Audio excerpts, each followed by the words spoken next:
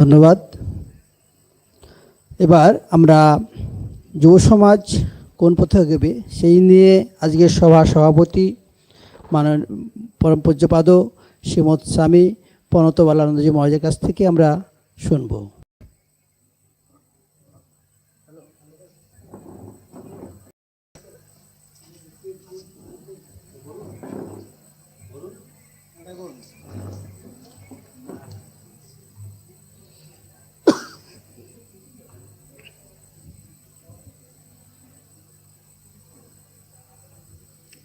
नमस्ते यतिराजाय विवेकानंद सूरय सच्चित सुख स्वरूपाय स्वामिने तापहारिणे।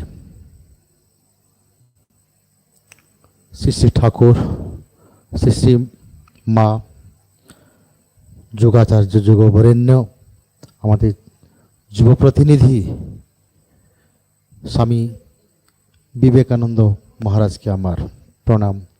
এবং এই যে গোয়া বাগান স্বামী বিবেকানন্দ ভাবানুরাগী যুব সম্মেলনের এই রামকৃষ্ণ বিবেকানন্দ সেবা সংঘের সমস্ত উদ্যোক্তা, এই মাত্র আমি এখানে পৌঁছে শুনলাম এখানকার মেন যে প্রধান উদ্যোক্তা ছিলেন আমাদের অঞ্জন মান্না দাদাটি আমাদেরকে ছেড়ে চলে গেছেন, তাকেও আমার অন্তরের শ্রদ্ধা জানাই।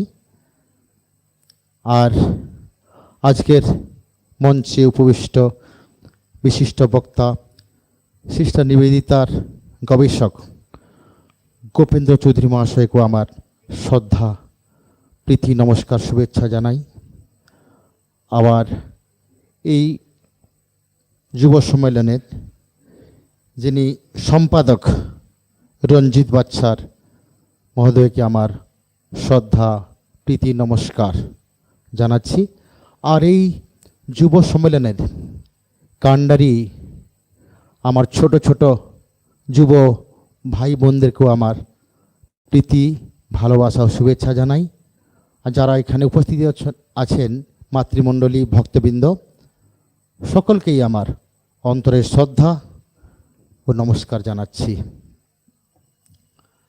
আজকে আমরা এখানে সমবেত হয়েছি একটি মহৎ উদ্দেশ্য নিয়ে। এই আমরা স্বদেশ মন্ত্র দিয়ে আমরা শুরু করেছি এই অনুষ্ঠান। স্বামীজি ঠাকুরমা স্বামীজিকে বরণ করে নিয়েছি।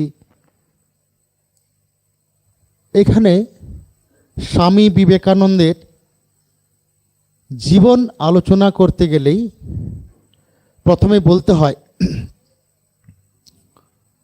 যুব প্রতিনিধি।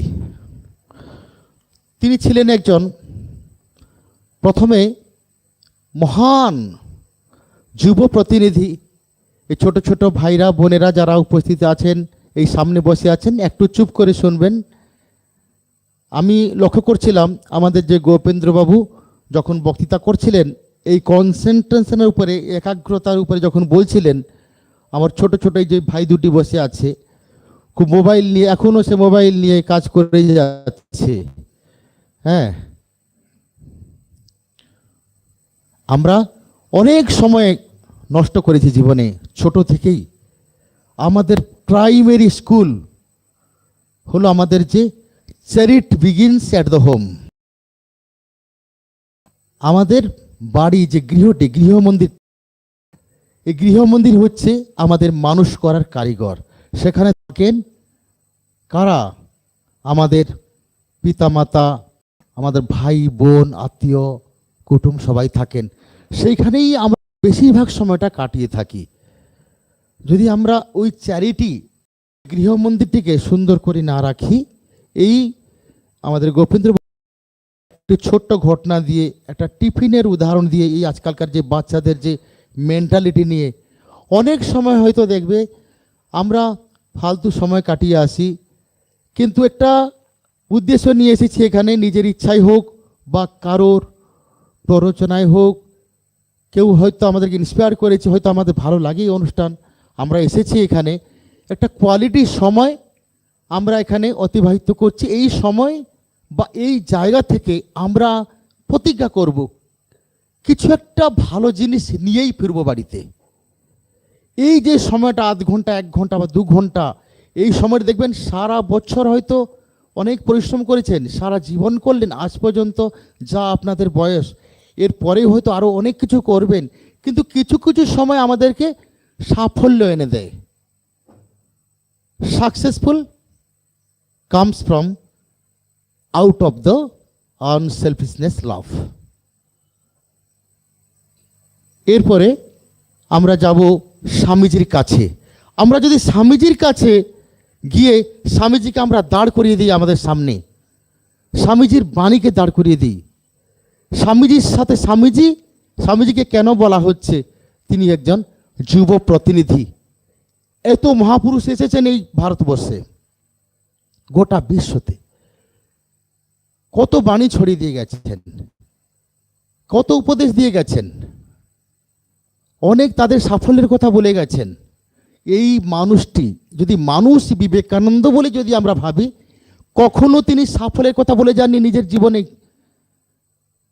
শুধু তার গুরু ভাই হরি মহারাজ বলছেন, হরি ভাই একটা পথ করে দিয়ে গেলাম, এবার থেকে এই পথে সবাই হাঁটতে শুরু করবে।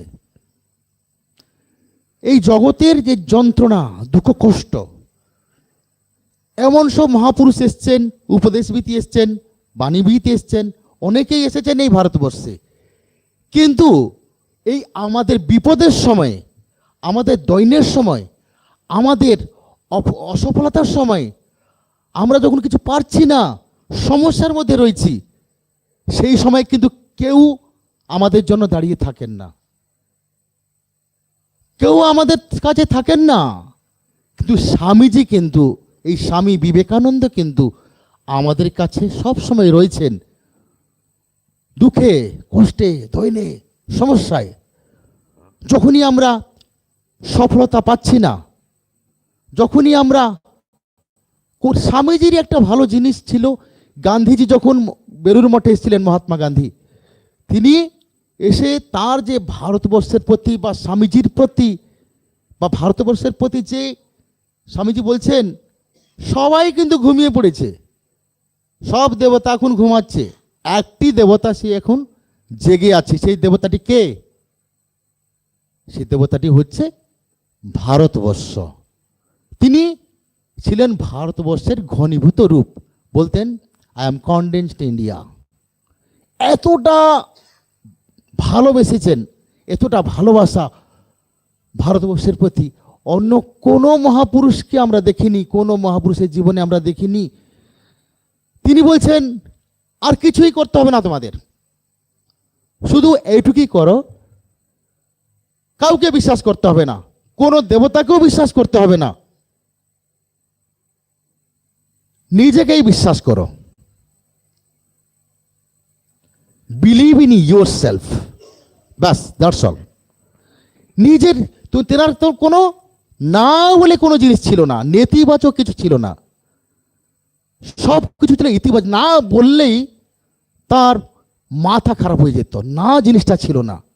বারবার পড়ে যাচ্ছ, উঠে দাঁড়াও, উত্তিষ্ঠত জাগ্রত প্রাপ্য বরান নিবোদিত। স্বামীজিকে কেন আমরা তুলনা করি তার সাথে? স্বামীজি যেহেতু খুব কম দিন ছিলেন, অল্প বয়সে তার শরীর চলে যায়, এই যে পার্থিব শরীরটাকে ছেড়ে দেন মাত্র 39 বছর বয়সে। তাহলে বয়সের দিক থেকে কি আমরা তুলনা করছি স্বামীজির সাথে? তিনি যেহেতু অল্প দিন ছিলেন, তার একটা দীপ্ত চেহারা ছিল, তার চেহারার মধ্যে একটা সুঠাম চেহারা, দেখতে খুব সুন্দর ছিলেন, আর খুব যুবক বয়সেই তিনি যে তার যে কথা বা বাণী ছড়িয়ে দিয়ে গেছেন, আর পাশ্চাত্যে গিয়ে সেখানে বিশ্ববিজয়ী হয়ে এলেন, সেই জন্যে কি তাকে আমরা ভালোবাসবো? না, যুব জিনিসটা তার কাছে ছিল আলাদা, যুব জিনিসটাই আলাদা।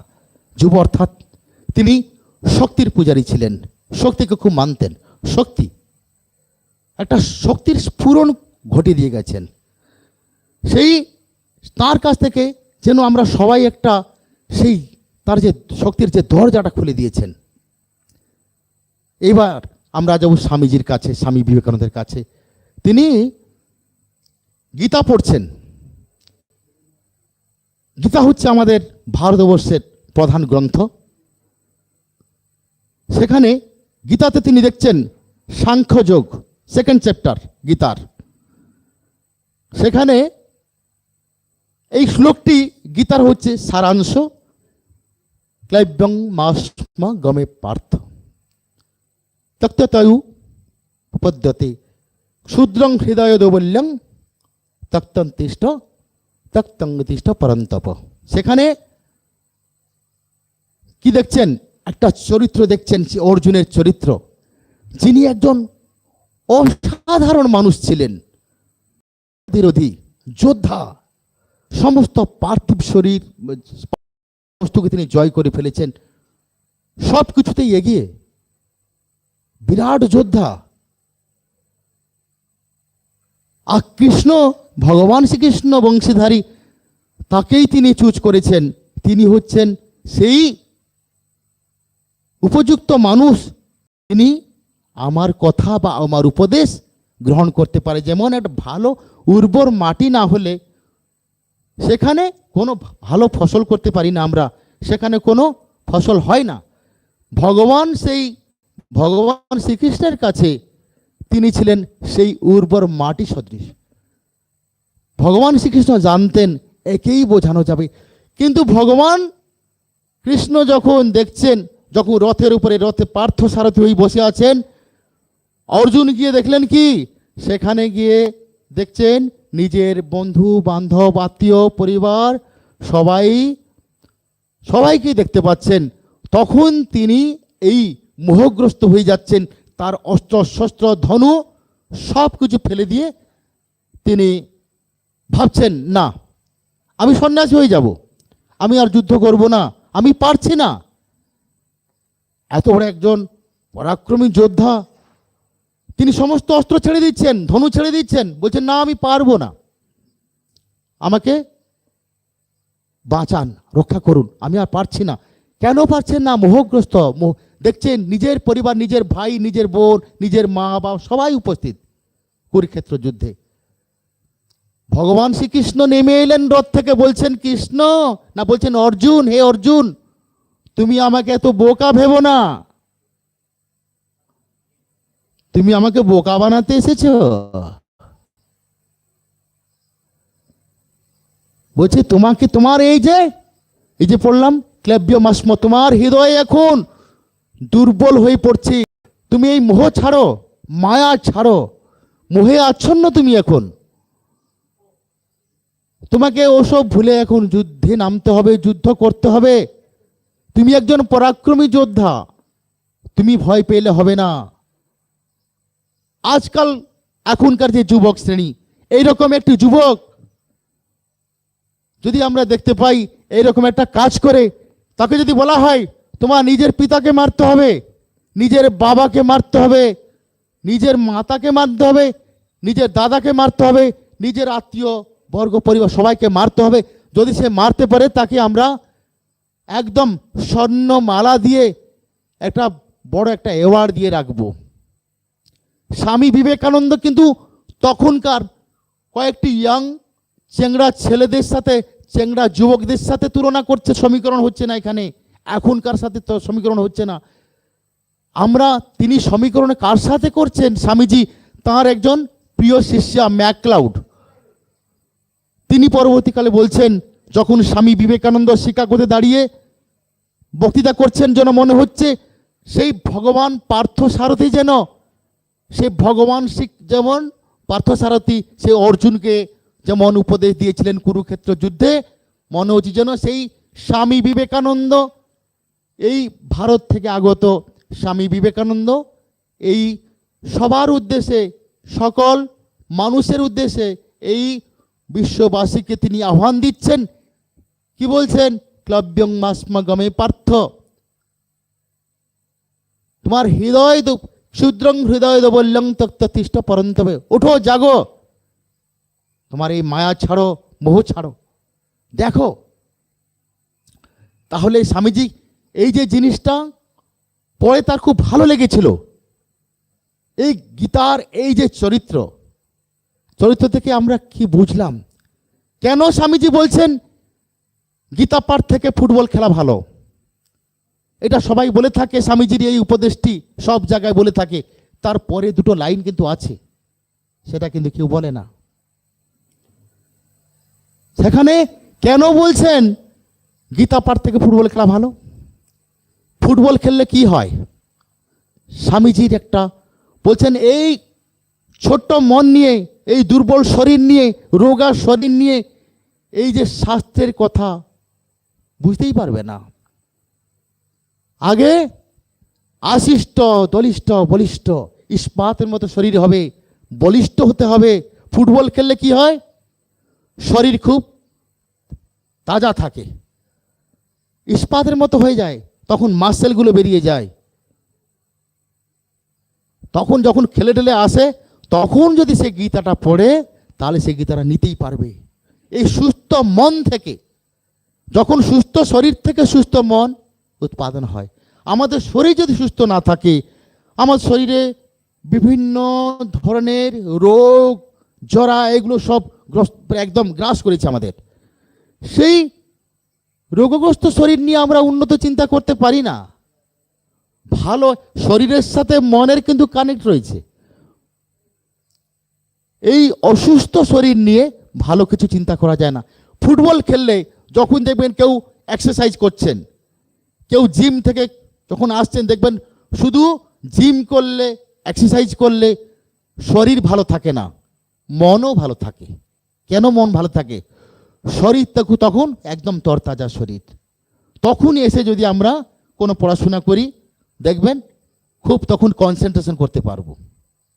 আর সারা দিন পরনিন্দা, পরচর্চা, ওই মোবাইলে গেম খেলা, ইউটিউব দেখা, এইসব করে আর কি রাত্রিবেলা পড়াশোনা করতে ভালো লাগবে? কারণ এই ব্রেন, অনেকগুলো হাবিজাবি জিনিস এই ব্রেনে ঢুকে বসে আছে। এখনকার দিনে এই যে যুবক সমাজ, গোটা বিশ্বতে যদি আমরা দেখতে পাই, সিংহভাগটাই হচ্ছে এই যে যুব সমাজ, 66%। বেশিরভাগ এখন প্রায় ম্যাক্সিমাম যুব সমাজ এখন একদম ক্ষতিগ্রস্ত। না আছে নৈতিকতা, না আছে কোনো সামাজিক বোধ। কোনো দিক থেকে বলতে পারবো না আমরা তারা এগিয়ে আছে। কেন? আধ্যাত্মিকতায় নেই, সামাজিকতা নেই, নৈতিকতা নেই। এরা ভাবছে স্বামীজি এটাই চাননি, আমাদেরকে, আমাদের টিচাররা, বাবা মারা এটাই শিখিয়েছেন, তোর দ্বারা কিছু হবে না। কারণ তুই ভালো পরীক্ষা কিছু লিখিসনি, ভালো রেজাল্ট করতে পারিসনি। এইটাই আমরা শুনে আসছি ছোট থেকে, এখনো শুনি। এইগুলোই আমাদের ব্রেনের ভেতরে দিন রাত ঢোকানো হচ্ছে। না, স্বামীজি কি বলছেন? স্বামীজি বলছেন পাপায় পরপীড়নম, অপরকে কষ্ট দেওয়া, পীড়া দেওয়া, পাপ বলে কিছু জিনিস নেই। অপরকে কষ্ট দিলে আমরা ভাবছি কম্পিটিশন করব, ওকে টপকিয়ে ওর থেকে ভালো মার্ক পাবো, ভালো নাম্বার তুলবো, সবাইকে হারিয়ে স্বার্থপর হয়ে যাচ্ছি, বন্ধুদের সাথে কথাই পর্যন্ত বলছি না। তারপরে আসছে পুণ্য, পরোপকার আয় পুণ্যায়, পরের উপকার। মানুষকে ভালোবাসতে হবে। দেখবে সেই সফলতার একদম চাবিকাঠি, যেটা সফলতা পাবে কে? আগে কে সফলতা পাবে? যে অপরকে সাহায্য করছে, নিঃস্বার্থপরতা। Unselfishness is the god. এই যে গোবিন্দবাবু বলছিলেন, কি বলছিলেন? You are the creator of the own destiny. Education is the manifestation of the perfection already in the man. শিক্ষা হচ্ছে সেই জিনিস যেটা আগে থেকেই আমাদের মধ্যে রয়েছে, সেইটা শুধু সুপ্ত অবস্থায় আছে, সেটাকে জাগ্রত করতে হবে। অলরেডি আছে, আলাদা কিছু করতে হবে না। আমাদের যে ছাত্রছাত্রীরা, আমরা কি করছি? যেমন ছোট চারা গাছকে আমরা বেড়া দিয়ে রাখি। কেন বেড়া দিয়ে রাখি? যাতে কোনো গরু ছাগলের কোনো উপদ্রব না থাকে, খেয়ে না ফেলে। ঠিক সেই রকম এই বাচ্চাদেরকে আমরা শুধু গাইড করব যাতে বিপথে চলে না যায়। কিন্তু আমরা কি করছি, প্রেসার দিচ্ছি, তোকে ইঞ্জিনিয়ার হতে হবে, তোকে ডক্টর হতে হবে, তোকে পিএইচডি করতে হবে, তোকে র্যাঙ্ক করতে হবে, তোকে বাইরে যেতে হবে, চাকরি করতে হবে, মোটা আমাকে মাইনা পেতে হবে। আর কিছু দেখছি না। স্বামীজি কিন্তু এটাই চাননি। স্বামীজি বলছেন ক্যারেক্টার বিল্ডিং, ক্যারিয়ার তো অবশ্যই দেখতে হবে, ক্যারিয়ারটা দরকার, কিন্তু সব থেকে বড় জিনিস যেটা হলো ক্যারেক্টার বিল্ডিং। চরিত্র যদি গঠন না হয়, আমরা যদি ওবিডিয়েন্সই না থাকে আমাদের মধ্যে, বিবেক যদি না জাগে, আমরা যদি মানুষ না হই, আমরা এই যে আমরা এখনই পড়ছিলাম স্বদেশ মন্ত্রতে, কি পড়ছিলাম, হে গৌরীনাথে, হে জগদম্বে, আমাকে মনুষ্যত্ব দাও, আমার দুর্বলতা কাপুরুষতা দূর করে আমাকে মানুষ করো। মানুষ কি আমরা হতে পেরেছি? মানুষ হতে হবে। মানুষ হওয়া মানে নিজের পায়ে নিজে দাঁড়ানো নয়। এটা স্বামীজি বলে যাননি। আমাদের আজকে উত্তরণের পথ হলো স্বামী বিবেকানন্দের আদর্শ। কেন বিবেকানন্দকে আমরা নেব, কেন বিবেকানন্দকে পড়ব? কারণ এই বিবেকানন্দ বলছেন, after living my physical body my spirit will work within you. আমার এই স্থূল পার্থিব শরীরটা যাবার পর আমার স্পিরিট তোমাদের মধ্যে কাজ করবে। হরিভাইকে বলছেন, হরিভাই তোমার এই ধর্ম কর্ম আমি কিছুই জানি না, জীবনে একদিনের জন্য, এক মুহূর্তের জন্য যদি কিছু করতে পারো, একটু শান্তি দিতে পারো, তাহলে সেটাই হবে আমাদের কাছে ধর্ম। যে মানুষটি প্রথমের দিকে তার যে প্রিয় গুরু শ্রী শ্রী রামকৃষ্ণ দেবকে জিজ্ঞেস করছেন, আচ্ছা মহাশয় আপনি কি ঈশ্বর দেখেছেন? তখন ঈশ্বরের জন্য পাগল। তিনি ছিলেন অপ্রতিরোধী, ব্রাহ্ম সমাজে যাতায়াত করতেন, স্যারদের কাছে শুনেছেন, কেউ তার প্রশ্নের উত্তর দিতে পারেনি। কেউ খবর দিয়েছে দক্ষিণেশ্বরে পূজারী, মা কালীর পূজারী থাকেন, সেখানে যাও, তিনিই তোমার প্রশ্নের উত্তর দিতে পারেন। কিন্তু জীবনের শেষের দিকে এসে কি বলছেন, তোমার সে দেবতা, এই যে আমরা কি ভাবি এই ফটোর মধ্যে, এই যে দেখছি আমরা সামনে ঠাকুরমা স্বামীজি ফটোর মধ্যে রয়েছেন না, তিনি বলছেন বহু মুখের সম্মুখে ছাড়ি তুমি কোথা খুঁজিছ ঈশ্বর, জীবে প্রেম করে যেই জন সেই জন সেবিছে ঈশ্বর। দেবতা তোমার সম্মুখে আমাদের মধ্যে রয়েছেন। সকলকে ভালোবাসতে হবে। সকল বলছেন, হে মূর্খ ভারতবাসী, দরিদ্র ভারতবাসী, চণ্ডাল ভারতবাসী, আমার ভাই আমার প্রাণ। আমরা তো ছোট থেকেই আমাদেরকে শেখানো হচ্ছে এই যে ঈর্ষাপরতা, হিংসা, লোভ। যদি আমাদের স্বামীজির একটা প্রত্যাশা, বলবো না স্বামীজির কোনো প্রত্যাশা ছিল না, স্বামীজি বলছে, স্বামীজি কি চেয়েছিলেন আমাদের কাছে, আমরা যদি স্বামীজির আদর্শ নিয়ে একটা সুস্থ সমাজ গড়ে তুলতে পারি, তার আদর্শে জীবন গঠন করতে পারি, সব থেকে বেশি খুশি হবেন সেই স্বামী বিবেকানন্দ।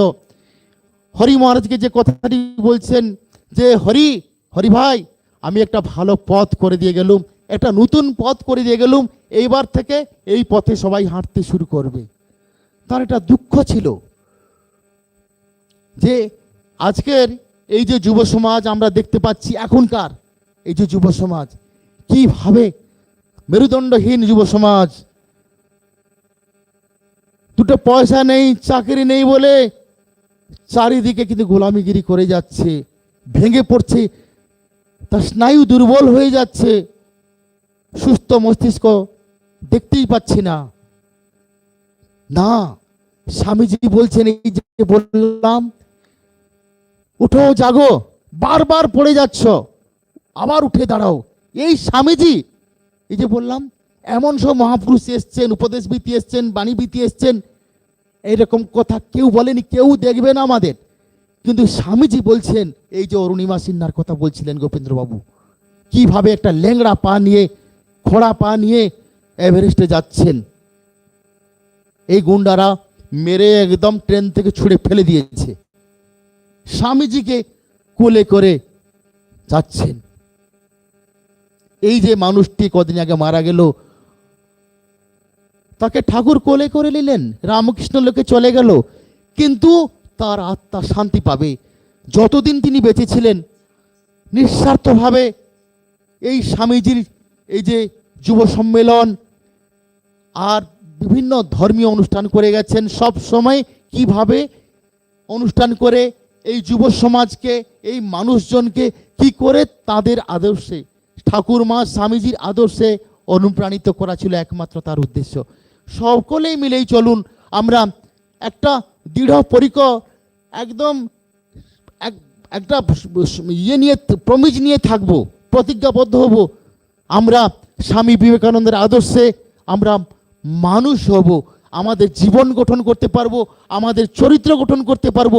এইটাই হোক আমাদের উদ্দেশ্য, আর কিছুই নয়। Self confidence, believe in your self, believe in your self.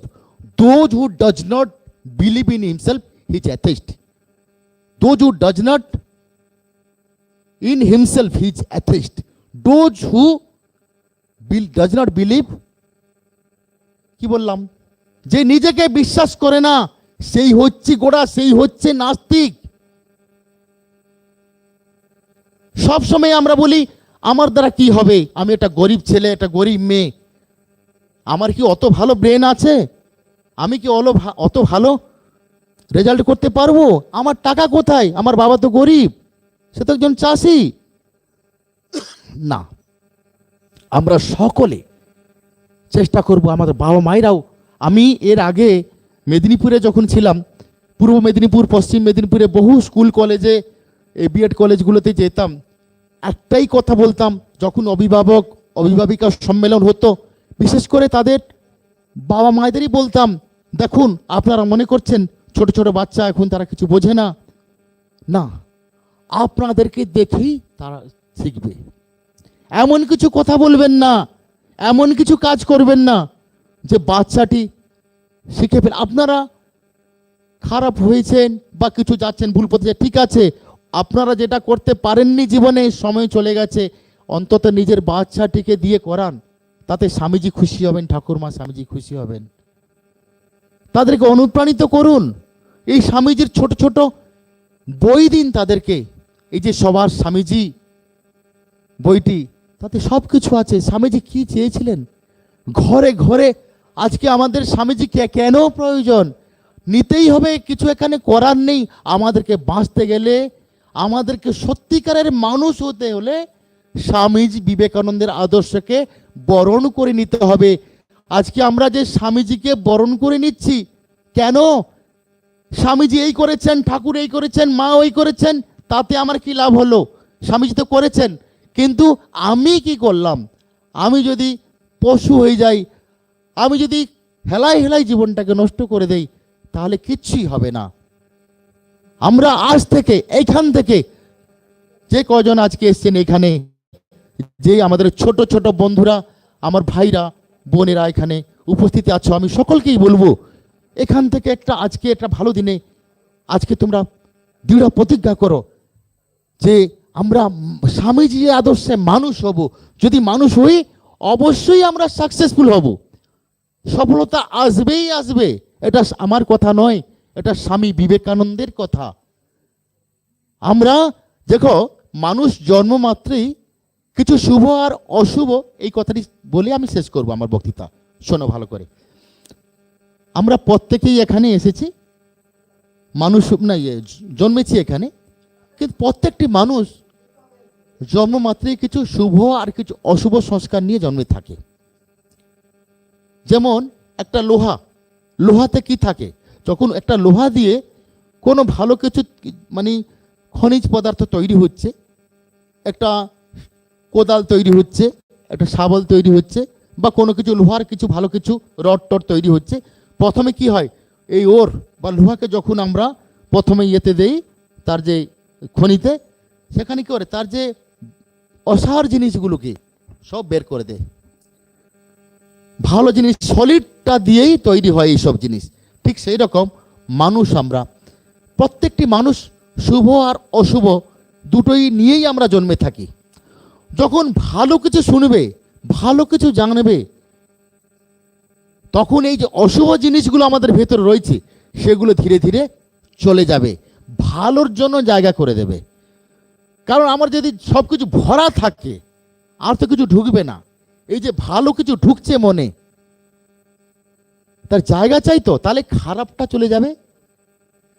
যেমন 100 জন চোর, তাদের সাথে যদি একজন সাধু থাকে, কিছুদিন থাকে, সে অটোমেটিক চোর হয়ে যাবে। আর 100 জন সাধুর সাথে একজন যদি চোর থাকে, সে কিছুদিনের মধ্যে সাধু হয়ে যাবে। এটা কিসের জন্য হয়? এই যে সঙ্গ দোষে, এই সঙ্গের ফলে, এই জন্যে বলা হয় সৎসঙ্গ। আমরা সবসময় সৎসঙ্গ করব। যেখানে আমার বন্ধুরা ভালো কিছু করছে সেখানেই আমি ছুটব। যেখানে আমার বন্ধুরা খারাপ কাজে লিপ্ত আছে, খারাপ কথা নিয়ে লিপ্ত আছে, খারাপ কথা আলোচনা করছে, সেখানে আমি যাবই না। আমি যদি আমার ভালো জিনিসটা আমি তাদের মধ্যে স্প্রেড না করি, তাহলে তাদের খারাপ জিনিসটা আমাকে আলটিমেটলি নিতেই হবে। তোমাদেরকে এটা করতে হবে। আমি বলে দিয়ে গেলাম, যেখানেই যাবে, যেখানেই বসবে, যেই কাজে যাবে, তোমার মধ্যে যে ভালো গুণটা, সেই ভালো গুণটাই তাদেরকে বলবে। ভালো কিছু কথা বলবে। শুধু দাদা কেমন আছো নেই, সে বলবে আমি ভালো আছি, আমি বললাম আমি ভালো আছি। এইসব বলে তো লাভ নেই, এগুলো তো চলবে, তাতে কিন্তু পেট ভরলো না। তার থেকে চলো আমরা সবাই মিলে সেই বিবেকানন্দের কথা কিছু আলোচনা করি। তার যে বাণী উপদেশ নিয়ে আমরা আমাদের জীবনটাকে সার্থক করি। এইটাই হচ্ছে সার্থকতা। সার্থকতা আর সাফল্যতা আসবেই আসবে, শুধু আমরা শুধু একটুখানি আমাদের সেই পথ অবলম্বন করতে হবে। চলো বন্ধুরা, আমার ভাইরা, বোনেরা, মায়েরা, সবাই মিলে সেই বিবেকানন্দের আদর্শ নিয়েই আমাদের জীবন গঠন করি, আর আমরা মানুষ হই, মানুষ হতে চেষ্টা করি। সকলকে ধন্যবাদ। আমার বক্তব্য শেষ করলাম।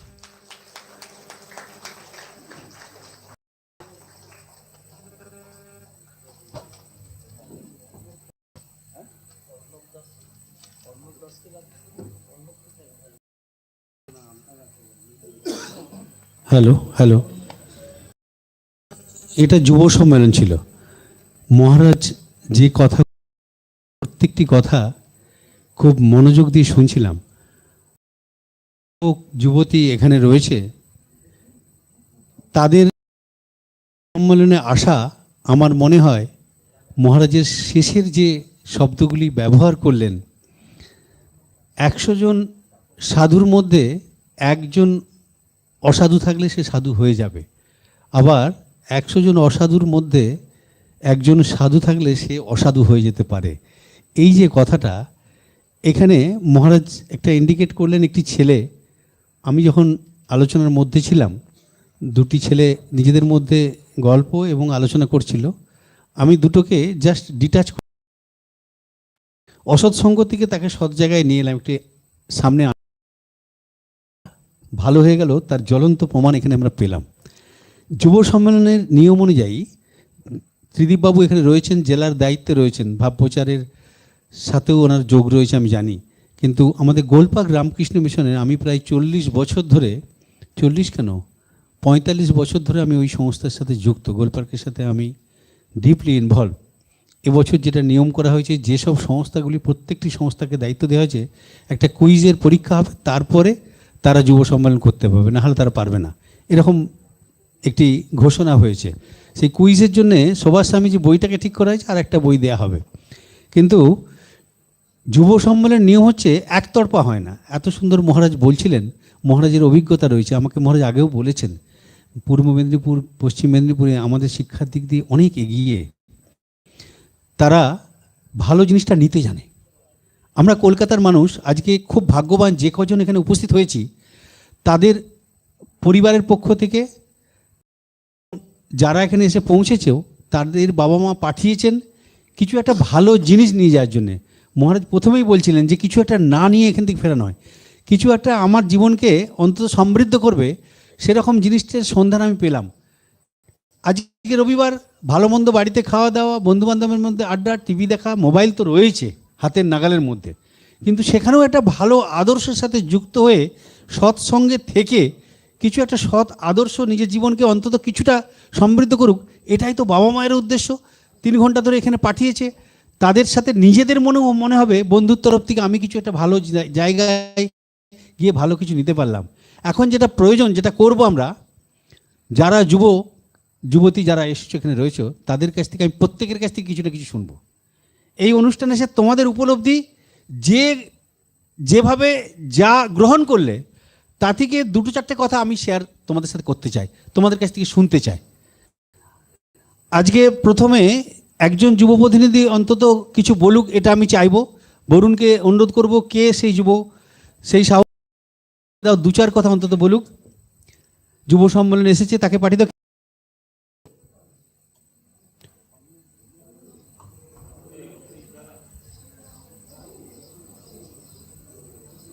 এসো, কি নাম তোমার? এসো নির্বাণ, তোমার নিজের পরিচয় দিয়ে আজকের অভিজ্ঞতা নিয়ে বলো। আর যাকে অনুরোধ করছিল, তুমি উঠে দাঁড়াও তো, একটু উঠো। তোমার নাম কি? হ্যাঁ, প্রশ্নোত্তর পর্বটা এরপরেই আমরা করব। প্রশ্নোত্তর পরে এরপরেই আসবো। মহারাজ উত্তর দেবেন, আমরা উত্তর দেবো না, দুজনেই উত্তর দেবো। হ্যাঁ, মহারাজরা বলেছে আগে প্রথমে তুমি বলবে। আমি এক মিনিট, তুমি একটু জাস্ট, কি নাম বললে? কোন ক্লাসে পড়ো? মাধ্যমিক দিয়েছো এবারে? আচ্ছা, তোমাকে অনুরোধ করলো কিছু বলার জন্য। 2 ঘন্টা মোটামুটি এখানে এসে গেছো, তাই না? তুমি এতক্ষণ ধরে মোবাইল দেখা, বন্ধুর সাথে কথা বলতে পারছিলাম, তুমি আমাদের সাথে কথা বলতে পারবে না? 2 মিনিট বলতেই হবে তোমাকে, আমি ছাড়বো না কিন্তু, নাহলে হল থেকে বেরোতেই দেবো না আমি তোমাকে। তুমি কি শুনলে তোমাকে বলতেই হবে, তোমার পানিশমেন্ট কিন্তু আমি তোমাকে করবোই আজকে। তোমার কাছ থেকে আমি 2টো হলেও কথা শুনবো। স্বামীজির সম্পর্কে কোনো ঘটনা, কোনো চিন্তা তোমার মধ্যে যেটা দাগ কেটেছে, সেরকম 2টো কথা আমি শুনবো।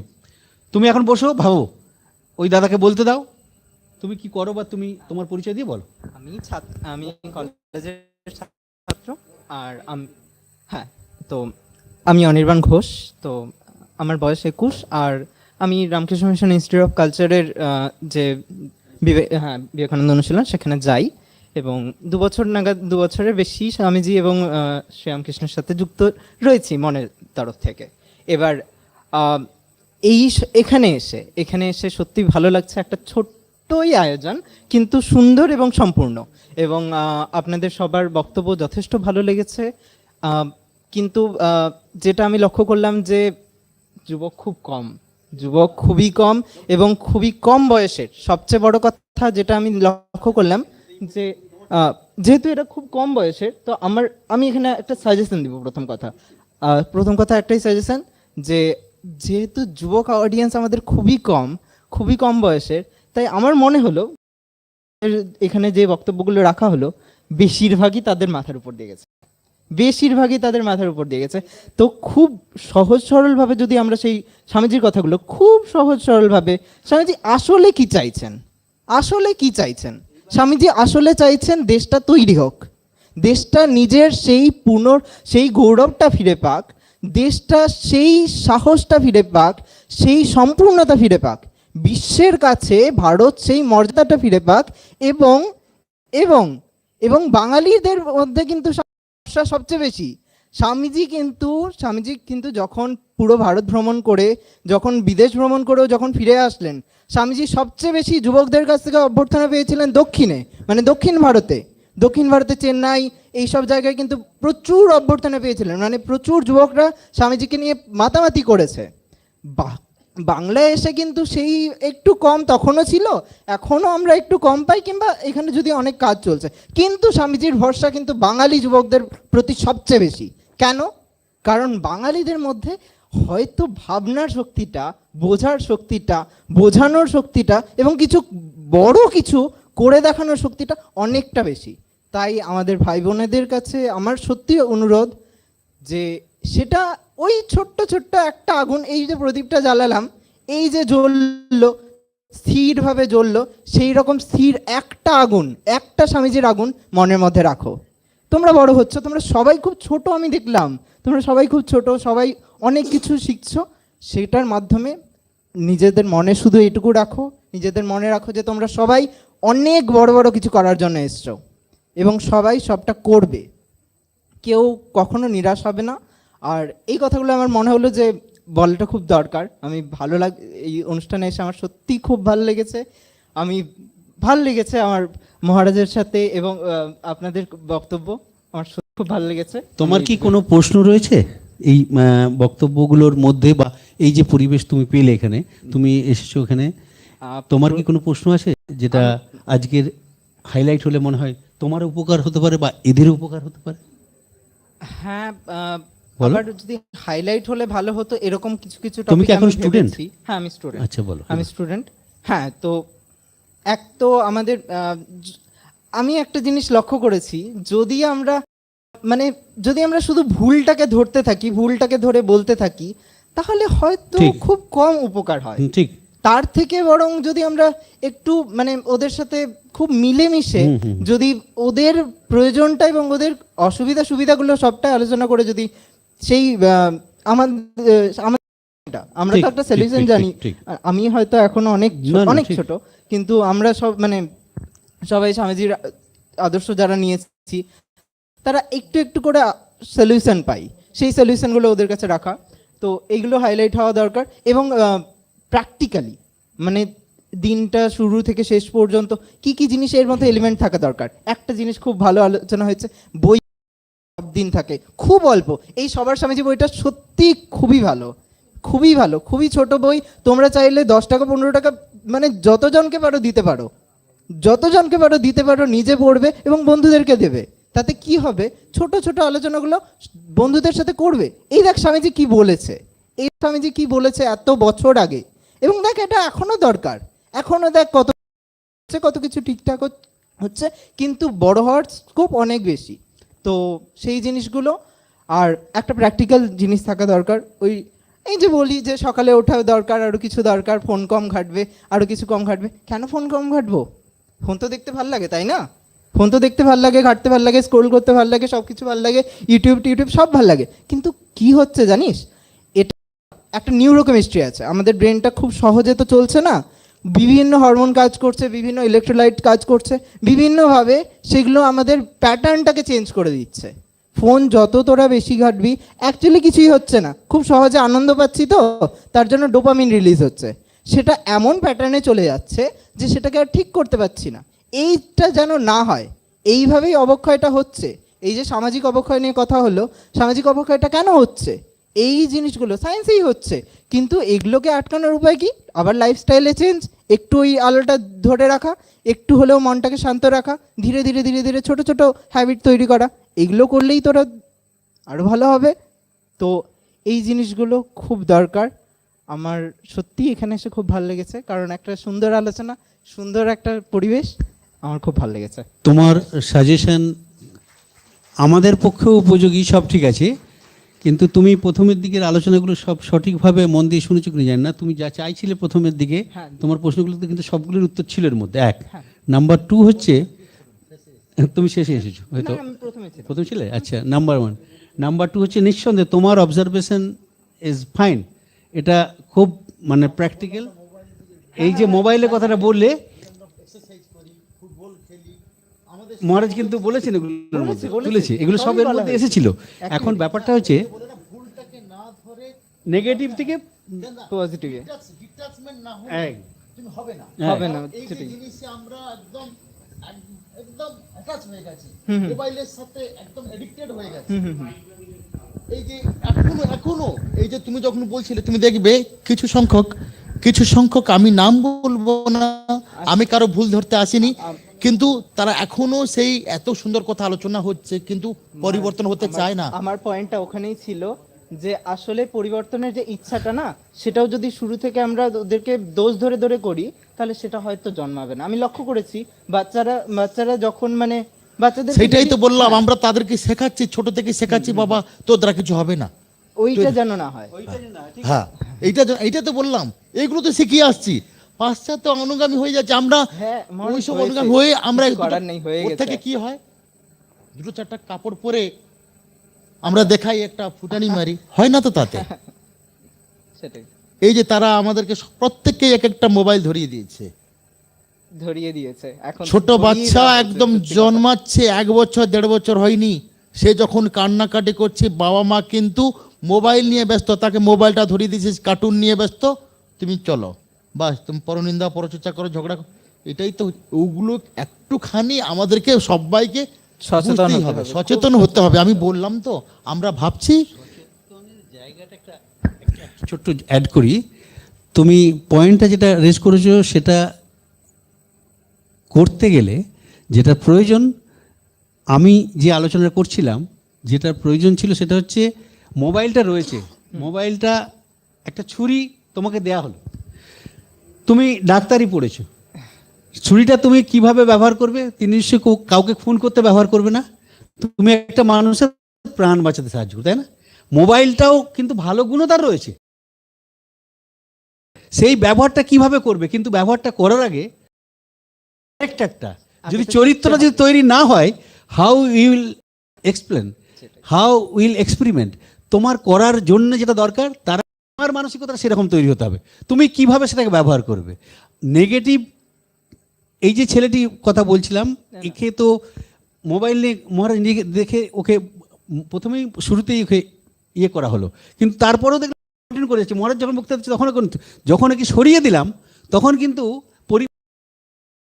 ও বুঝতে পারলো ছেলেটি কিন্তু এখনো বসে আছে, ওকে দুজনকেই আমি কিন্তু, ব্যাপারটা আর কিছু না, তুমি যেটা বলেছো খুব সুন্দর, এইটার জন্যই আমাদের আশা। অনুষ্ঠানটা কারো ভুল ধরে নয়, অনুষ্ঠানটা হচ্ছে তাকে দেয়া, উদ্দেশ্য সেটাই। মহারাজ যে কথাগুলো বলছিলেন গীতা থেকে সুন্দরভাবে ব্যাখ্যা করছিলেন, আমার মাঝে মধ্যে মনে হচ্ছিল এর মধ্যে গীতার রহস্যটা ওদের মধ্যে অন্তত they can realise the reality, তাদের বাস্তবে। পড়াশোনা করেছো তুমি, গোলপার্কে যাতায়াত করো, আমি অনুশীলন সমিতি লেকচার আগে দিয়েছি, আমি একসময় যাতায়াত করি গোলপার্কে, তোমার চিন্তা ভাবনার মধ্যে সেই জিনিসটা তৈরি হয়েছে বলেই তুমি এই ভালোটাই আশা করছো। এই সমাজটা আমাদের, এই যে যুব সম্মেলনগুলো হয় প্রতি বছর 150-র উপরে যুব সম্মেলন হয় গোলপার্কে, তো হ্যাঁ, যাক তুমি বসো, আমি এবারে অন্যদের প্রত্যেককে ডাকবো, যেটা বলছিলাম, তুমি এবার উঠে এসো, উঠে এসো, উঠে এসো, উঠে এসো, তুমি যা জানো, তুমি জানি না সেটাই বলবে, এদিকে এসো, উঠে এসো। প্রথমে তোমার নামটা বলবে, তুমি এখানে বলবে, আর কি পেলে সেটা বলবে, ঠিক আছে? আর কিচ্ছু বলতে হবে তোমার।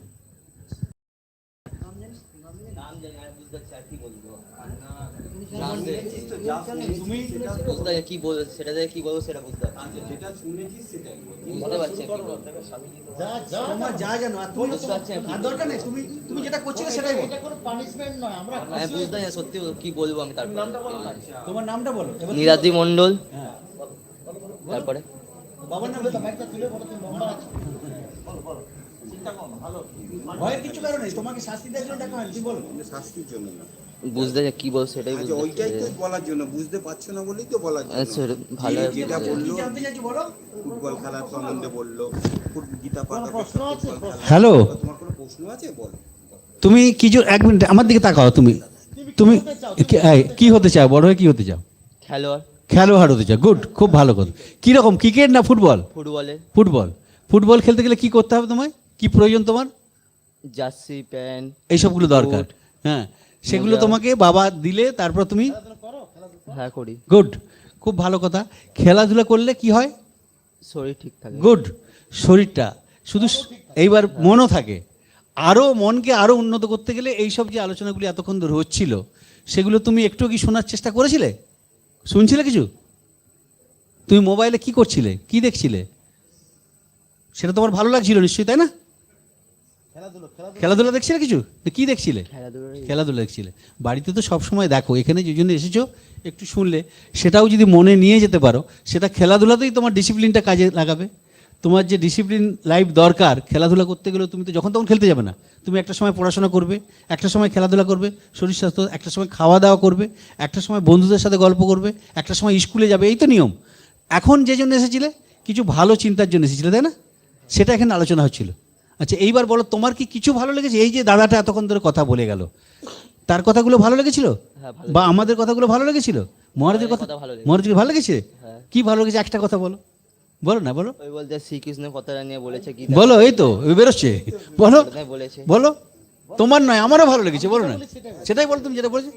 সেইটা আর কি, আমি তো এইটাই তোমার মুখ থেকে শুনতে চাইছি, জোরে মাইক, নির্ভীক ওইটা এই যে তুমি নির্ভীক না হয়ে তুমি ভীত হয়ে ভয়ে ভয়ে করছিলে, এতক্ষণ তোমার মুখ দিয়ে হাসি ফুটলো কেন? অর্জুনকে বলেছিল, বলো। ভগবান শ্রীকৃষ্ণ অর্জুনকে বলছে, লড়তে পারছিল না, তাই জন্য বলেছে। তুমি একজন পরাক্রমী যোদ্ধা, হ্যাঁ, তোমার পক্ষে এগুলো সব সাজে না। অতএব তুমি একটা খেলোয়াড় হতে চাইছো। ভয় পেয়ে গেছে এসব হ্যাঁ, মায়াগ্রস্ত। ঠিক আছে, বুঝতে পেরেছো? স্বরূপকে জানো। যাও এবার যাও। এই ছোট বন্ধু তুমি এসো। কোথায় গেল সে? একদম ছোট বন্ধু কোথায় গেল? ও হ্যাঁ একদম, ওটা কোথায় গেল? তোরা আটকা। আচ্ছা, এইবার যুবকদের মধ্যে আমি তোমাদের কাছ থেকে আহ্বান করছি, তোমরা আজকে এখানে এসেছো কি উদ্দেশ্যে এসেছো, কি পেলে বা কি আরও পেতে চাও, সেরকম কিছু তোমরা বলো। কে আসছে? ও আসছে, ওইদিকে চলে আসছে। যুবকদের মধ্যে তোমরা এদিকে এসো, একটু উঠে এসো, একটু উঠে এসো। তুমি ছিলে প্রথম দিকে রয়েছো, এসো এসো এসো। কোন ক্লাসে পড়ো? বাহ, এসো এসো চলে।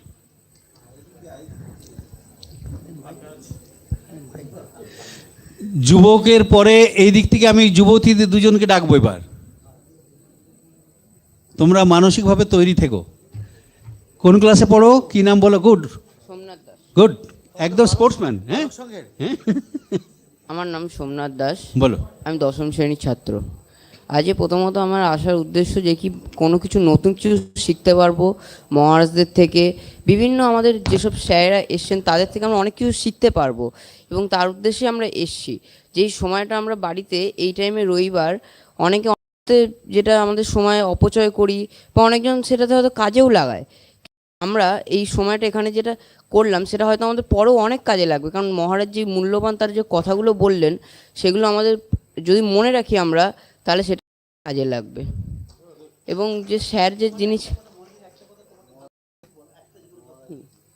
আমাদের যে মহারাজ যে লাস্টে যে কথাটা বললেন শেষে, যেটা আমাদের সবারকে মনে রাখার খুবই জরুরি, যে অনেকজনের সাথে মানে যেটা সঙ্গ দোষ সেটা আমাদের ঠিক করতে হবে। কারণ যদি অনেকগুলো জায়গায় অনেকগুলো মানুষ আছে, তাদের মধ্যে কেউ ভালো কেউ খারাপ, এবার সেখান থেকে আমাদের নিজেদের বুঝে সেটাকে আমাদের ঠিক করতে হবে। যেমন অনেক জায়গায় থাকে স্কুলেরই অনেক পেছনের দিকে কয়েকজন ছেলে বসে, সামনের দিকে কয়েকজন বসে।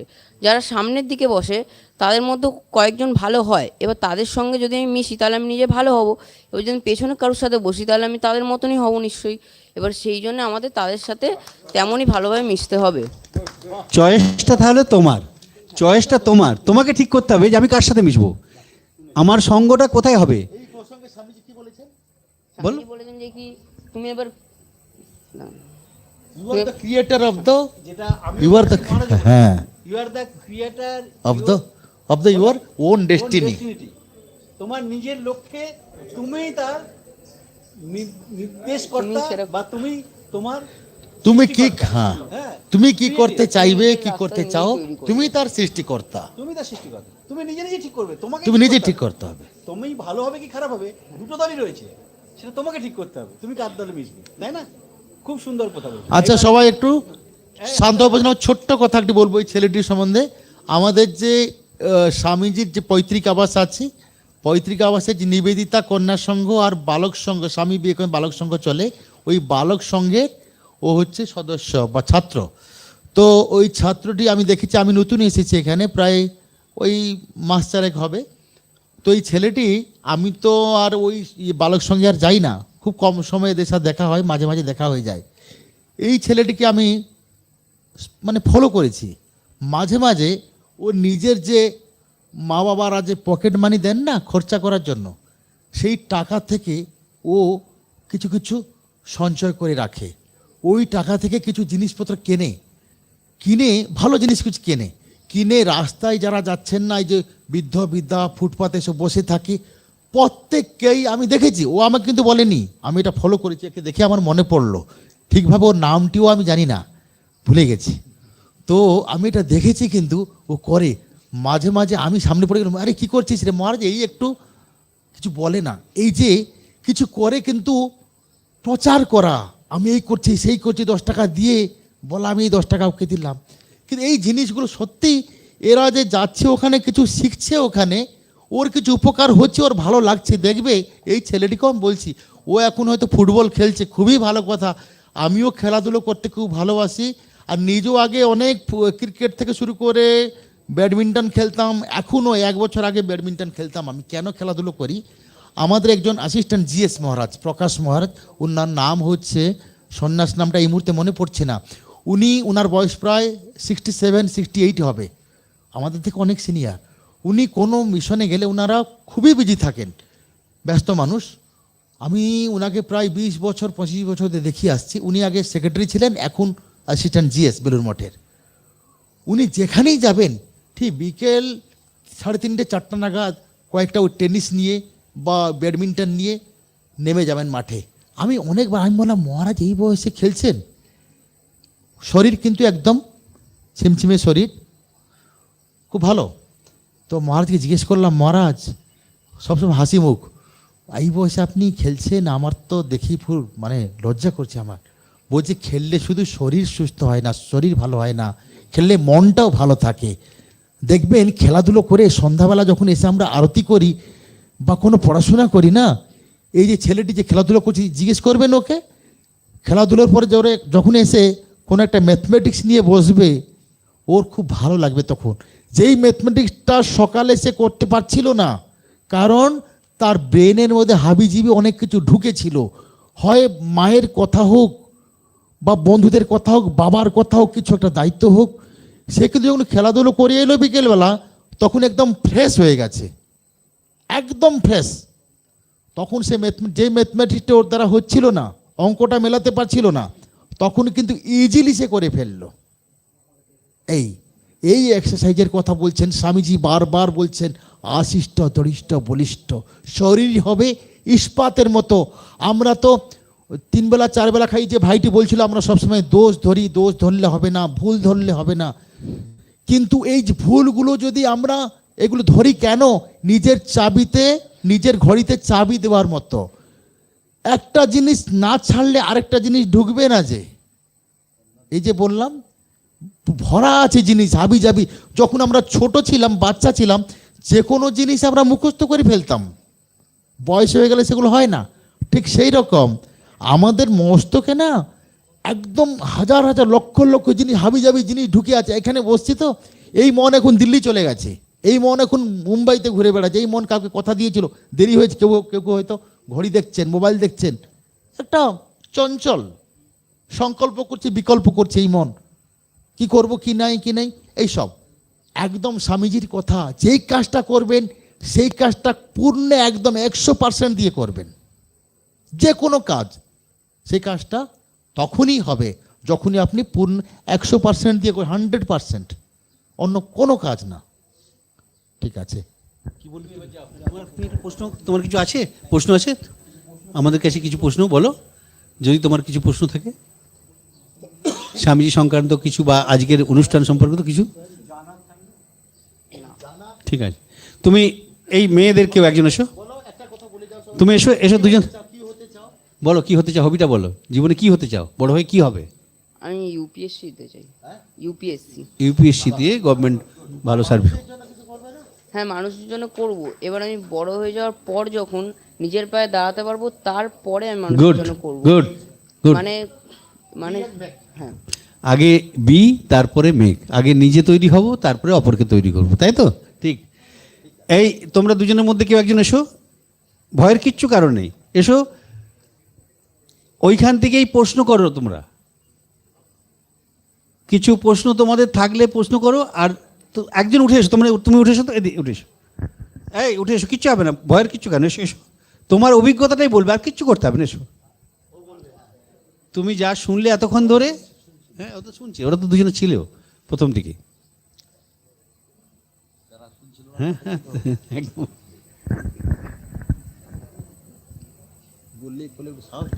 আমাদের দুপুরের পরে আবার বড় অনুষ্ঠান রয়েছে, তাই দেরি না করে তোমরা চলে এসো। অল্প সময় যেটুকু আমরা পাচ্ছি সেটুকুই কাজে লাগায়, কারণ তোমাদের আসার উদ্দেশ্য যদি সঠিক না হয় বা যদি সেটি পূর্ণতা লাভ না করে, আমাদেরও আসার সার্থকতা নেই, তোমাদেরও আসার সার্থকতা নেই। এই কি হলো রে?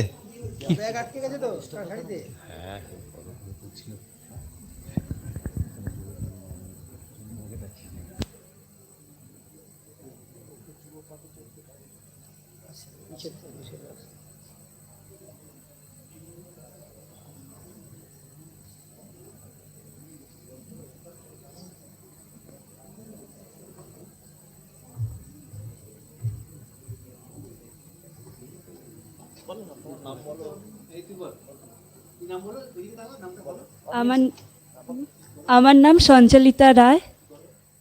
আমি একজন স্টুডেন্ট।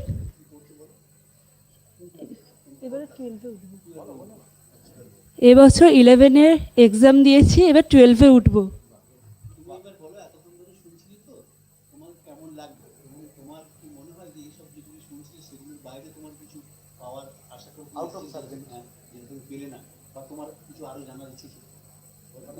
কিছু মনে কিছু প্রশ্ন আসে না যে না, আমার শুনে খুব ভালোই লাগলো যতক্ষণ বসেছিলাম এখানে। কি করা উচিত আমাদের? স্বামীজি বইটা পড়ো। হ্যাঁ, একটু এখন কি বলছি, যে বইটা তোমায় দেওয়া হয়েছে সেই বইটা থেকে তুমি কিছু পাবে? বা এই যে আমরা এতগুলি আলোচনা করলাম, তিনজন আমরা আলোচনা করলাম, মহারাজ বললেন, আমি বললাম, দিদি বললেন, এখনকার যে যুব সমাজ নিয়ে স্বামী বিবেকানন্দের যে চিন্তা, তার যে আদর্শ, এর সাথে আমাদের আজকের যে যুব সমাজের যে ইয়েটা সমীকরণ কিভাবে তুমি করবে আজকের যুব সমাজ আর স্বামী বিবেকানন্দ? তুমি যে বন্ধু বান্ধবের সাথে মিশছো আর বিবেকানন্দের যে আদর্শ যেগুলি শুনলে এতক্ষণ ধরে, সেটাতে তোমার কি মনে হয় কি করা উচিত? তফাৎটা কি রয়েছে, বা তুমি কি চাইছো, এটা মিলছে কিনা তোমার সাথে? বলো, আর কিছু না, বলো না, ভয়ের কিছু কারণ নেই। স্কুলে কলেজে দেখেছো, সমাজে দেখছো, বাড়িতেও দেখছো, বাড়ির আশেপাশে দেখছো, আর স্বামীজিকে পড়ছো না? মাইক দরকার নেই, সবাই শুনতে পারে, ও শুনলেই হবে। তোমার কি মনে হয় স্বামীজি কি বলছেন? স্বামীজিকে কেন বলা হয় যুব প্রতিনিধি? এই যে যুব দিবস আমরা পালন করি 12ই জানুয়ারিতে, হ্যাঁ, উনি আমাদের জন্য অনেক কিছুই করে গেছেন, আমাদের দেশের জন্য। তারপর ওনার যুবকদের কাছ থেকে কি যুবকদের কাছে চেয়েছিলেন উনি স্বামীজি? চেয়েছেন যে বলো বলো, একটা অন্তত বলো, তাহলেই বুঝতে পারবো আমরা। অনেক কিছু তো করেছেন, কি করেছেন একটা কিছু বলো। বিবেকানন্দের একটা কোনো কথা বলো যেটা তোমার ভালো লেগেছে বা তুমি জানো।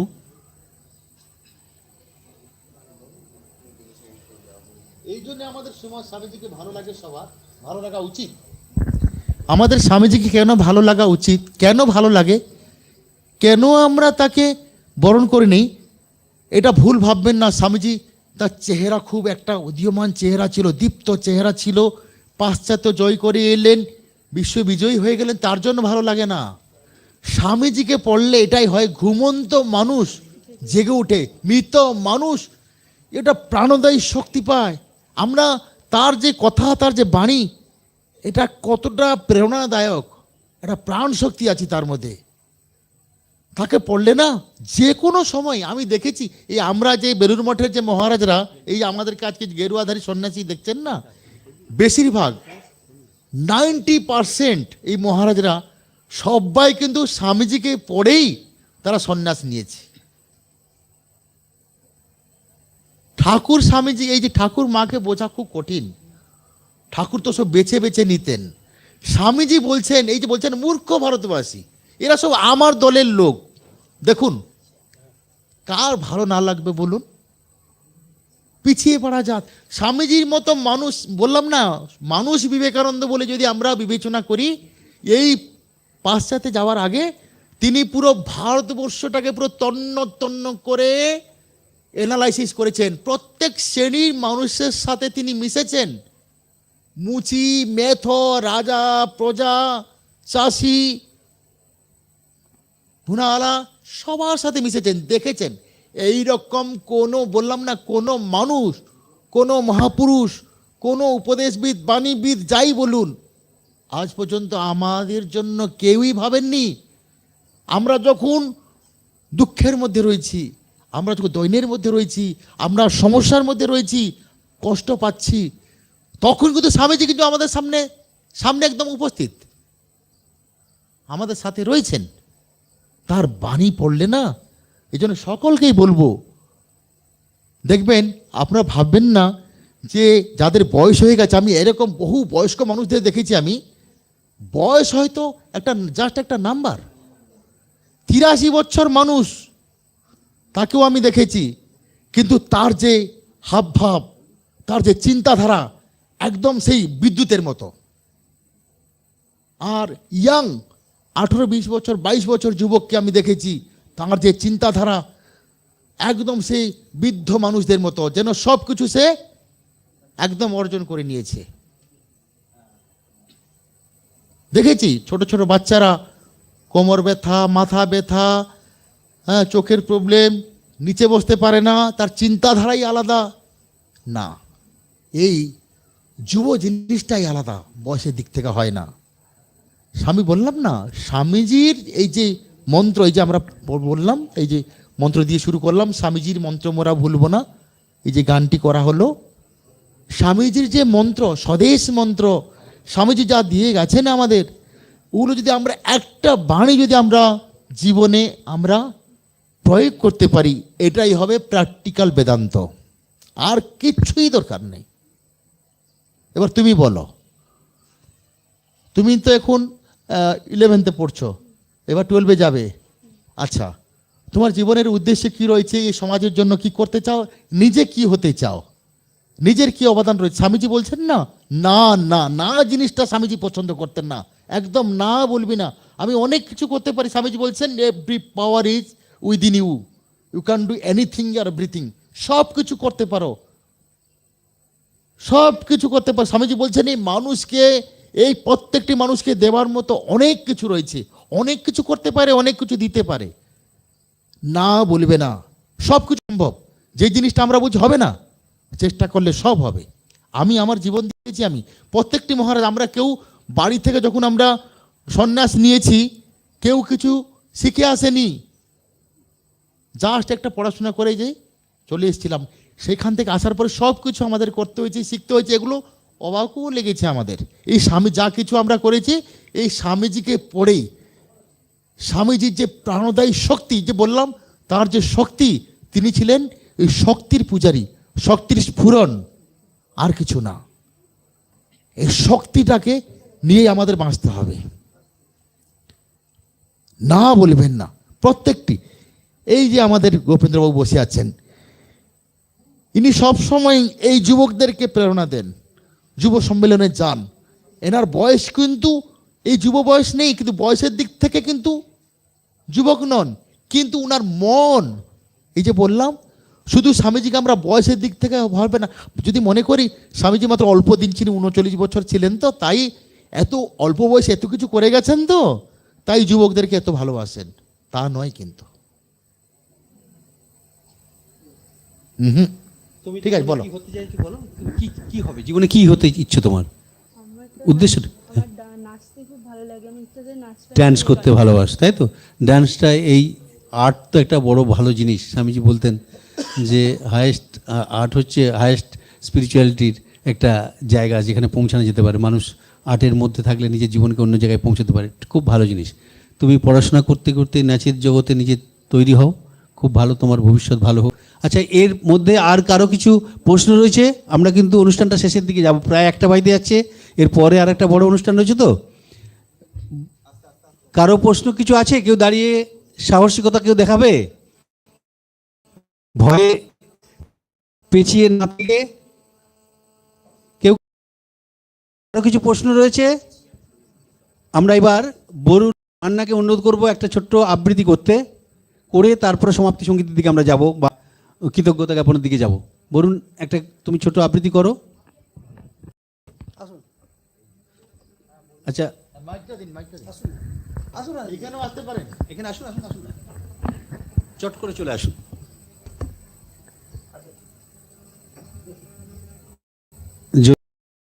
জন্য তবুও তাদের অভিভাবিকা হিসাবে আপনি বলুন, নিশ্চয়ই বলুন। আচ্ছা আচ্ছা, বলুন বলুন। মাইকটা সামনে যান, মাইকটা সামনে যান, মাইকটা তুলে দাও। অনেকদিন থেকেই স্বামীজির বই পড়তে ভালোবাসি, আর রামকৃষ্ণদেব অথবা মায়ের অবশ্যই বিবেকানন্দ পড়ি, আর ওনার উদ্বুদ্ধ হই। ওনার ওনার সর্বস্তরের মানুষকে অনেক উঁচুতে নিয়ে গেছেন, যেটা আমরা হয়তো রামকৃষ্ণদেবের কথা আমরা বুঝতে পারি না, আমাদের মাথার মধ্যে আসে না, কিন্তু আমরা স্বামীজিকে সব সময় পড়ি। আর আমি দেখি কিছুদিন হলো আমি ছবি তুলে রেখেছি যে সংযম, তো আমি অনেক সময় আজকেই আমাদের বাড়িতে যেটা হয়েছিল, এই 5 জনের মধ্যে রান্না বান্না করতে করতে এই আমি করলাম না, ওটা ওটা আমি করলাম না, এরকম যেটা, কিন্তু আমি সেখানে দাঁড়িয়ে এত সংযম নিয়ে তাদেরকে বুঝিয়ে দিই, বলি, সেখান থেকে আর এগোয় না ঝামেলাটা। এই সংযম আমি নিয়ে চলতে ভালোবাসি, আর সবাইকে বলি সংযমী হন, সংযমী হও, তাতে জীবনে অনেক অসুবিধে কেটে যাবে। খুব সুন্দর। প্রত্যেক মানুষের কাছ থেকে আমাদের অনেক কিছু শেখার থাকে। এই যে বলুন বলুন বলুন মা। আচ্ছা আচ্ছা, পুনাতে আছি, তো ওখানেও রামকৃষ্ণ মিশন আছে, ওখানেও গেছি, কারণ আমার 2 মেয়ে ওখানে, ছোট বাচ্চা, তো আমি অবশ্যই ওখানে যাব, বাহ, গিয়ে তারপরে আপনাদের কথা বলবো, আমি যাব, যেতে চেষ্টা করব, যদিও একটু দূর বাড়ি থেকে, তবে নিশ্চয়ই যাব। এই একটি শব্দ উনি যা ব্যবহার করলেন, ছেলে বুড়ো সকলের ক্ষেত্রেই প্রযোজ্য। দেখুন এই সংযম, আমাকে কোথায় থামতে হবে, আমি কি করব, মোবাইল থেকে ভালো জিনিস দেখা যায়, খারাপ জিনিস, আমি কোন দিকে যাব, মনোসংযম। স্বামীজির একদম এই শিক্ষা চিন্তার মধ্যে এটা সুন্দরভাবে ব্যাখ্যা রয়েছে। এই মনোসংযোগ আর মনোসংযম, এই সংযমটা আমাদের জীবনকে একদম উন্নত জায়গায় নিয়ে যেতে পারে। খুব ভালো লাগলো, আপনি অভিভাবিকা হিসাবে, আমাদের শুভাকাঙ্ক্ষী হিসাবে এদের সাথে গভীরভাবে যুক্ত হওয়ার ইয়েতে আপনাকে শ্রদ্ধা জানাই। বরুণ, তুমি এবারে শেষ করো। আচ্ছা, তো রঞ্জিত কিছু বলবে?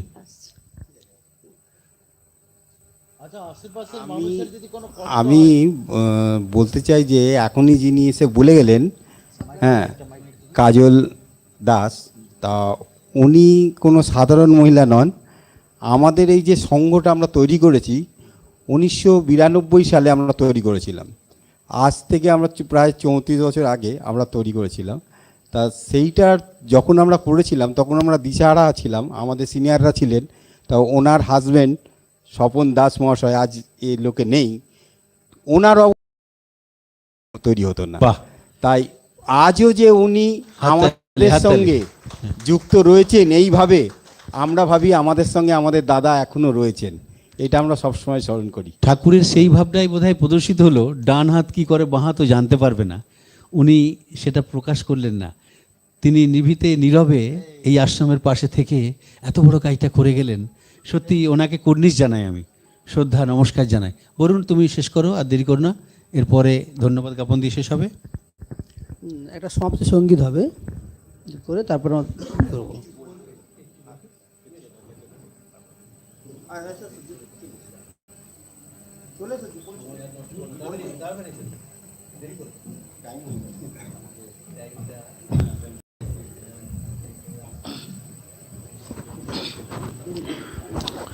নমস্কার, আমি উপস্থিত মহারাজজিকে এবং গোপেন্দ্রবাবুকে এবং ত্রিদীপবাবুকে আমার প্রণাম জানাই, এবং দর্শকদের আমার শ্রদ্ধা জানিয়ে আমি একটি ছোট্ট বক্তব্য রাখব।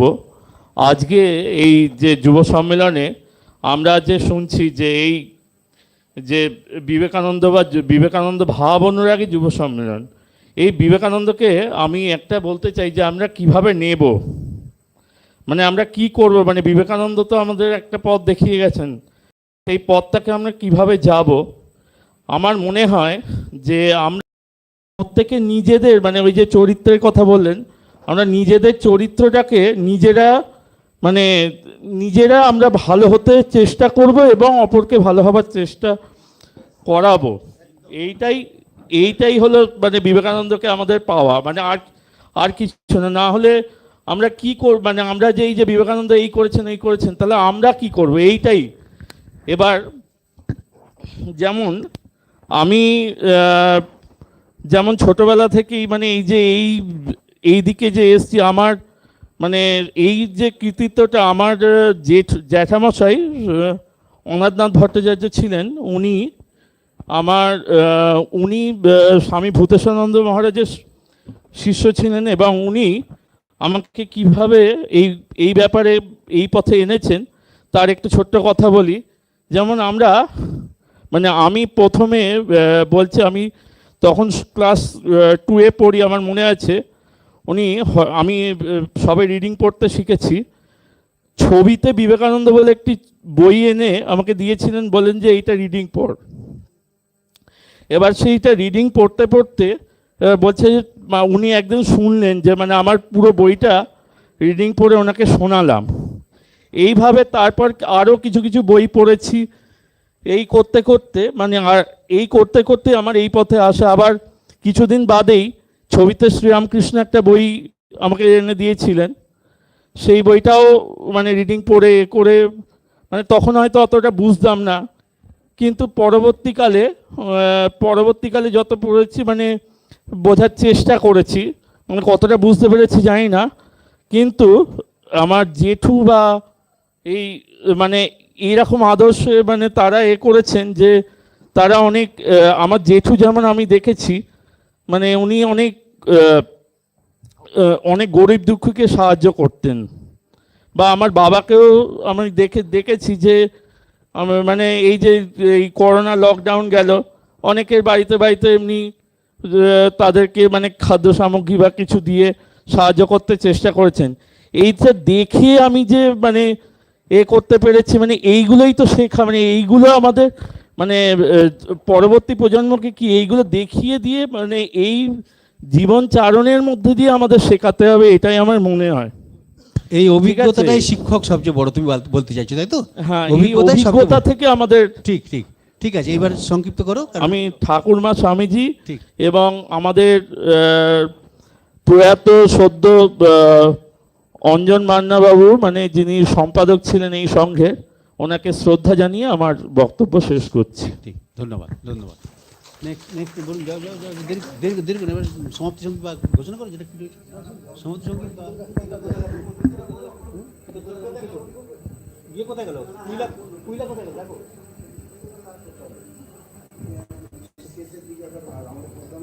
মাননীয় অমলেন্দুবাবু, আপনি চলে আসবেন মঞ্চে। আমাকে যখন বললেন, আমি ছিল না অনুষ্ঠানের বাইরে, কবিতাটা করার জন্য করছি। মহাপ্রাণ জাগো স্বামী বিবেকানন্দ, কুসংস্কার শৃঙ্খলে আবদ্ধ পৃথিবীর জগৎকে আলোভাবে কে, আর্ত বিসর্জন ছিল অতীতের ধারা, হায় তা যুগ যুগ ধরে থাকবে। পৃথিবীতে যারা বৃহত্তম সর্বোত্তম তারা, তাদের আত্মদান বহু জনহিতায় বহু জনসুখায়। অনন্ত প্রেম বুকে নিয়ে শত শত বুদ্ধের আবির্ভাব প্রয়োজন। জগতের প্রয়োজন চরিত্র, জলদগ্নি প্রেমময় চরিত্র। সে প্রেম বজ্র করে তুলবে প্রতিটি শব্দকে। হে মহাপ্রাণ, ওঠো জাগো, জগৎ যে দুঃখে পড়ে খাক হয়ে যাচ্ছে, তোমার কি নিদ্রা সাজে? নমস্কার। এখন সমাপ্ত সঙ্গীত গাইবেন।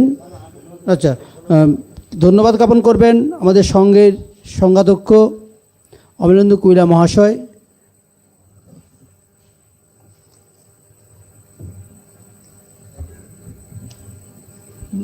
নমস্কার।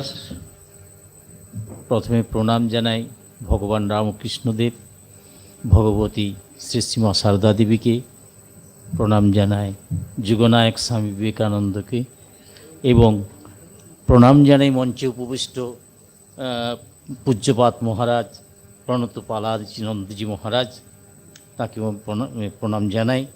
নামটা বলতে গিয়ে যদি ভুল হয়ে থাকে আমি ক্ষমা প্রার্থী, আশা করি ক্ষমা করবেন।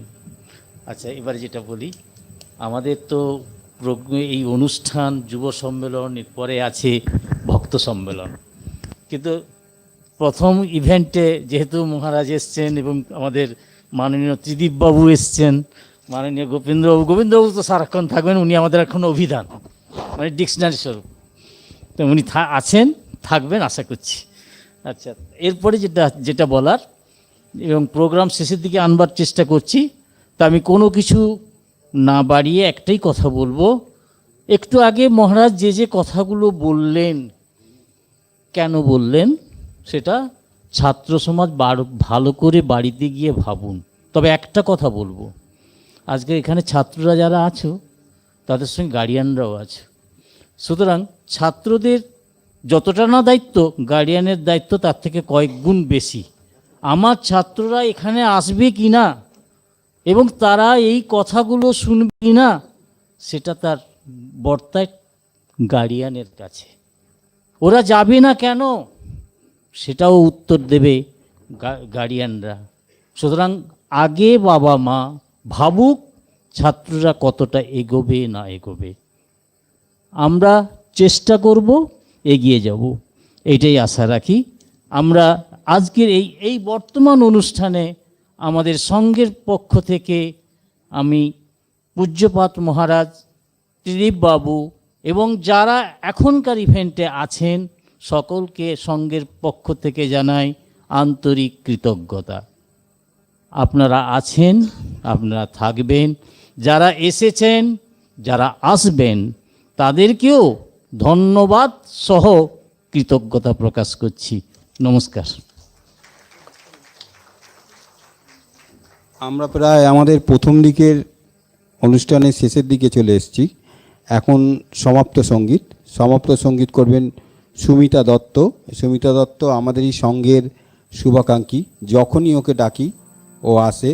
তা এখন সুমিতা দত্তের কণ্ঠে গান শুন।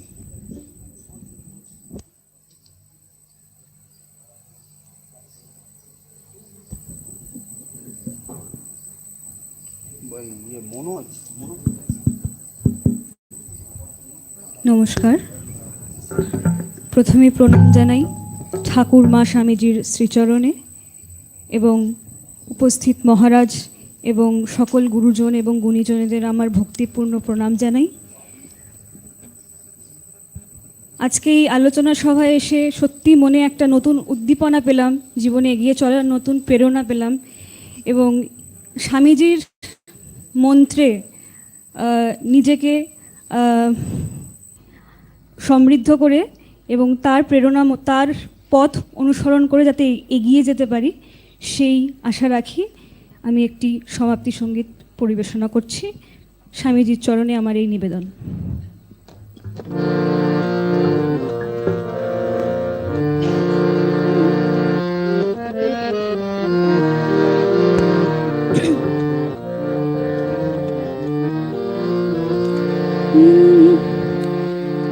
কে তুমি বাজালে নবীন রাগেতে ভারতের প্রাণ বীণা।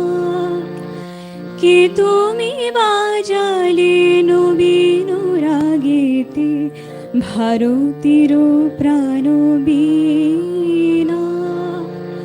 মধুর ঝঙ্কারে মুগ্ধ জগত চকিতে গাহে বন্দনা। মধুর ঝঙ্কারে মুগ্ধ জগত চকিতে গাহে বন্দনা। কে তুমি বাজালে নবীন রাগেতে ভারতের প্রাণ বীণা।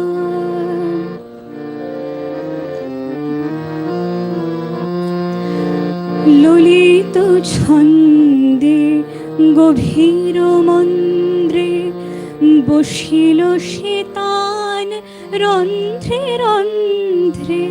ললিত ছন্দে গভীর মন্দ্রে বসিল সে তান রন্ধ্রে রন্ধ্রে। জাগিল সুপ্ত লুপ্ত গৌরব, জাগিল সুপ্ত লুপ্ত গৌরব ভারতবর্ষ দীনা। কে তুমি বাজালে নবীন রাগেতে ভারতের প্রাণ বীণা।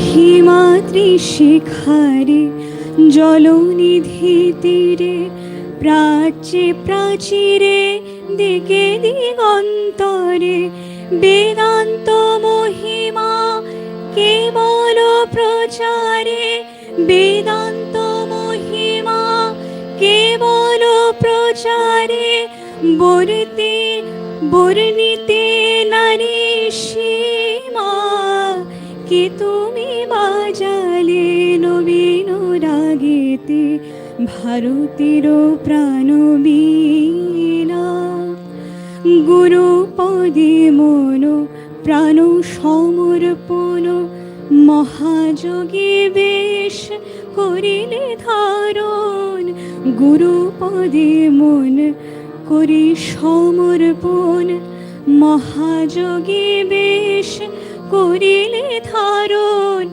জ্ঞান ভক্তি যোগ জীব সেবা ব্রত জ্ঞান ভক্তি যোগ জীব সেবা ব্রত করিলে উদ্দীপনা কে তুমি বাজালে নবীন রাগেতে ভারতের প্রাণ বীণা কে তুমি বাজালে নবীন রাগেতে ভারতের প্রাণ বীণা কে তুমি বাজালে নবীন রাগেতে ভারতের প্রাণ বীণা।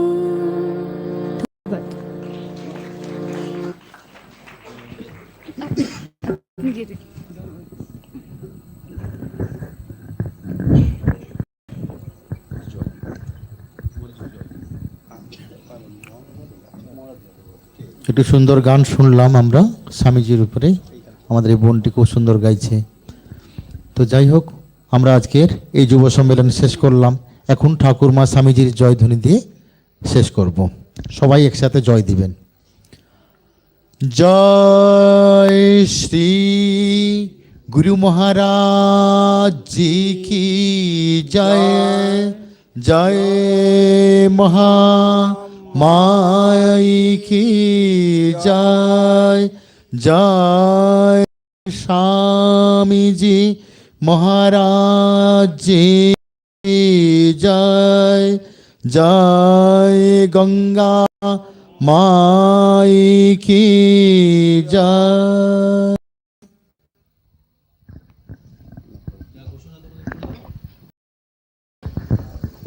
অনুষ্ঠান এখানে শেষ। স্টুডেন্ট তোমরা তো বাড়ি চলে যাবে, তোমরা আগে স্টুডেন্টরা বেরো, বেরিয়ে তোমাদের একটি ছোট প্রসাদের ব্যবস্থা করা হয়েছে, সেই প্রসাদ দিয়ে তোমরা বিজয়বাবু বাচ্চারা বেরোবে আগে, ওনাদেরকে দেবেন।